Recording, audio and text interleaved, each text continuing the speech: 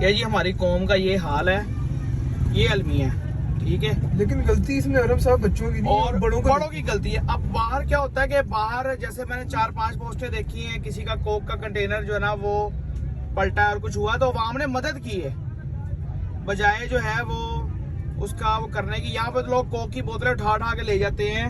یہ دیکھیں آپ، بچوں یہ حال ہے یہ ہماری قوم کا. جب ہمارے بڑے بزرگ اس طرح کے ہوں گے تو بچوں کی تعلیم تو ظاہری بات ہے پھر ویسی ہوگی. تو پھر ہم کہتے ہیں کہ یہ لڑکا چور نکلا. تو چور ہم پیدا کرتے ہیں، خود پیدا کرتے ہیں. یہ چھوٹی چھوٹی چیزیں جن کو ہم اگنور کرتے ہیں یہی انسان کو آگے جا کے بڑا فریب اور وہ 2 نمبر فراڈیاں انسان بناتی ہیں. لہذا خود بھی ان کاموں سے بچنا چاہیے. اور یہ تو ہوگی نا ایک معاشرتی لحاظ سے بات، دینی لحاظ سے اگر ہم بات کریں تو اسلام تو اس بات کی اجازت نہیں دیتا. کیا خیال ہے؟